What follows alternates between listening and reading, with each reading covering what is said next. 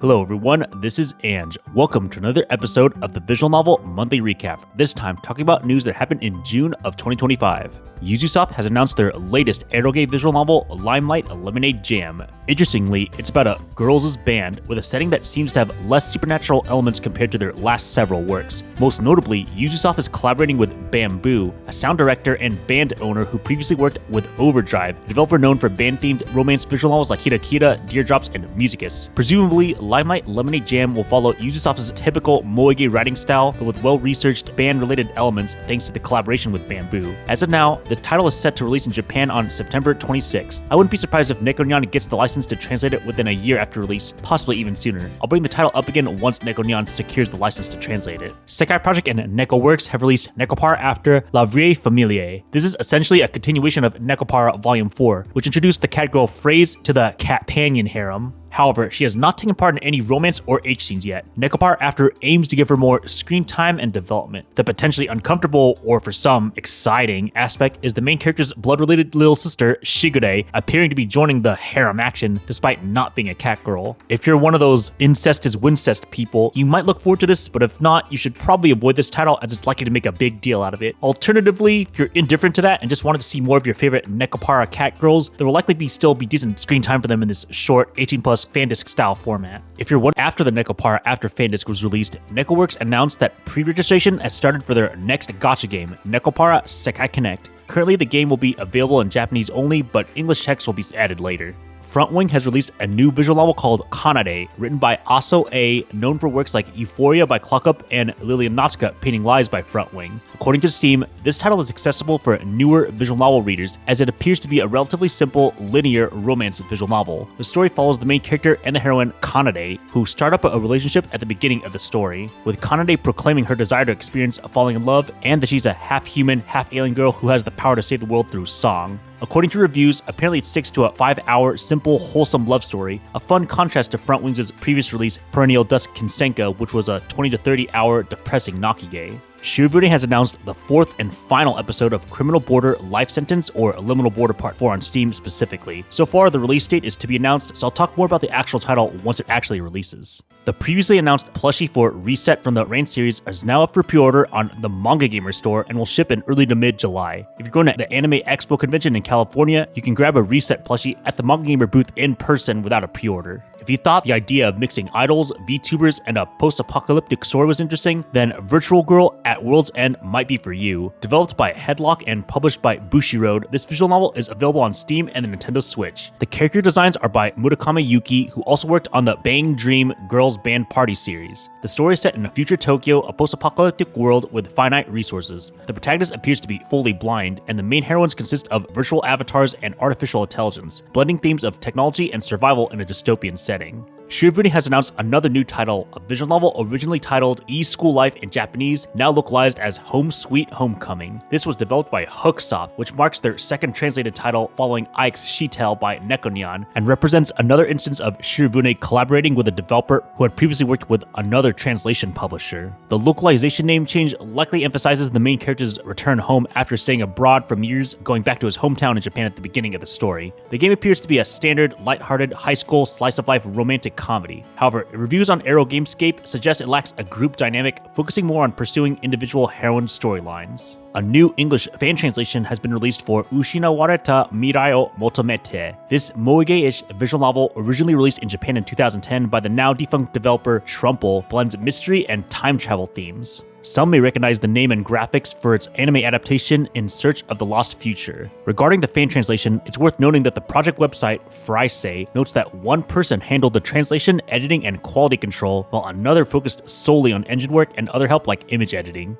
A fan translation has been released for Chisatsu 101, also known as 100 Ways to Commit Suicide, one of the big three classic denpa visual novels. Denpa is a subgenre of horror that emphasizes psychological, dark, and arguably edgy themes, often featuring a protagonist who has descended into madness. The game's engine has been ported to work on modern systems while retaining its original low-resolution 640 by 480 graphics. For those concerned about the translation quality, according to VNDB, the translation was done by a human translator and reviewed by another Japanese speaker to minimize translation errors. However, an LLM or language model was used to suggest alternative, more natural English phrasing, effectively serving as an AI-assisted editing tool.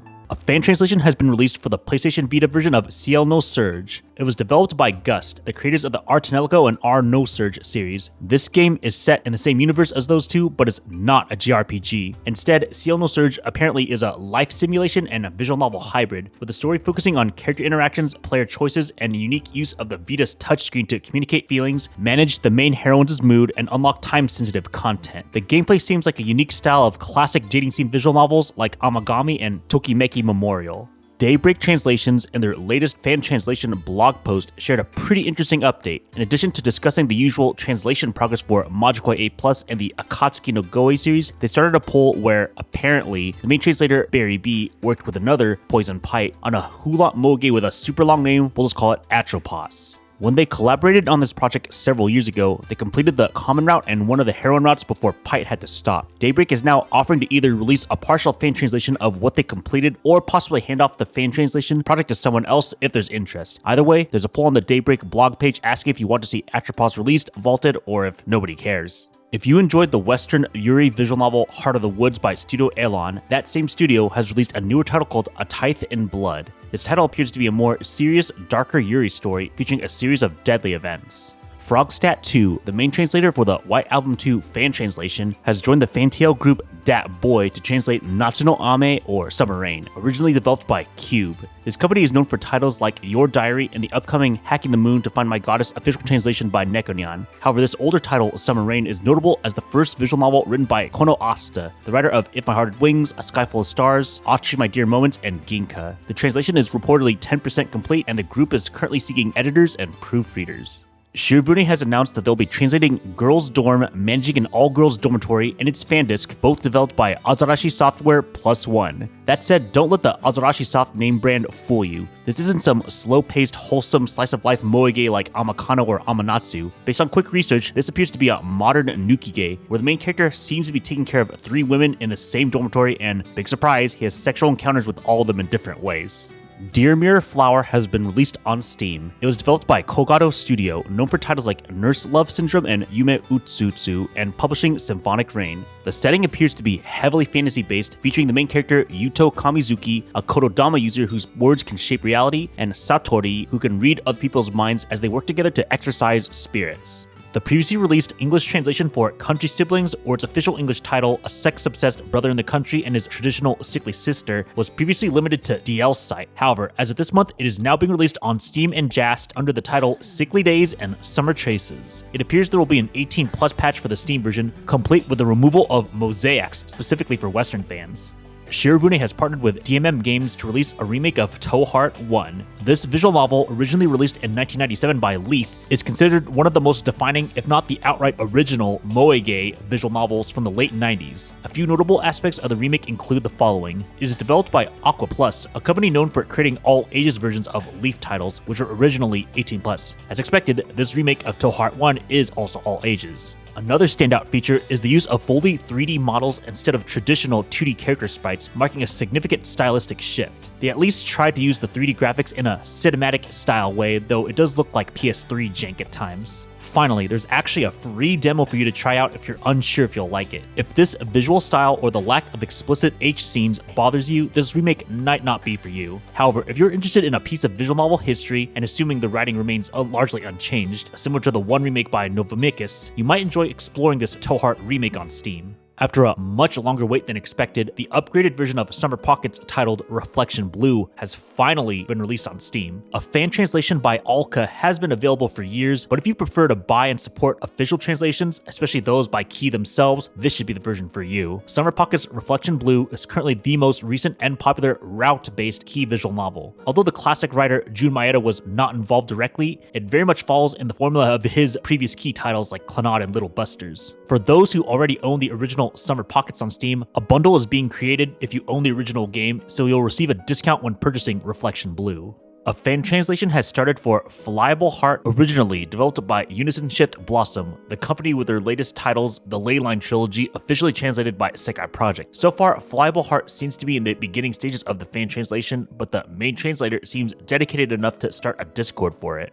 Now I'll very quickly go over a few notable announcements that currently lack confirmed translations and come with no guarantee of an English release. A Kickstarter campaign launched in Japan serves as a spiritual successor to 428 Shibuya Scramble titled Shibuya Live Action Adventure Game. It looks like it's funded, so hopefully it gets a translation. Overflow has announced a School Days remaster, a reimagined version of the visual novel that blends anime-style presentation with a multitude of player choices. As of now, there's no confirmation of whether JAST USA will be translating this HD remaster, but hopefully an announcement will come at an event like Anime Expo or something. The creator of Puchika First Cut announced that the second game is set to release in Japan sometime in 2026, and also shared a new dark visual. According to someone I know who follows the creator's YouTube streams, Puchika Part 2 will likely be twice as long as the original. Hopefully, Kagami Games, the company that translated the first Puchika, will also handle the second installment eventually. Moege is doing yet another remaster of an older visual novel, this time being Mr. Eat, originally developed by Apple Software and the writer of the VN classic You Know a Girl Who Chants Love of the Bound of This World. It's looking like a Mr. Eat remastered will release in July 2025 on all modern consoles, with Steam coming later, but with no guarantee of an English translation yet. In a shocking twist, since this is something Shirobune almost never does, they translated a DLC append route, this time being Himeru of the Henpri or Hentai Prison by Krupo. Himeru is one of the prison guard waifus, so if you were looking forward to a scenario and or H scene around her, you have one now, as Shirobune just casually dropped this DLC and it's now available. In order to get it, you have to re-download the 18+ patch from patch.moege or go to Shirobune's Discord to just get the new content. Just keep in mind, you have to have completed the grand route in full to see this Himeru route unlocked as Route 6 in the scenarios menu. And that wraps up news for June of 2025. As always, if you have any feedback, positive or negative, feel free to leave a comment below or in one of my social medias. As always, a huge thank you to The Local Wave for being an editor every month for my visual novel videos, but also a huge thank you to all my monthly paying members on YouTube memberships and Kohi. Much appreciated to everybody.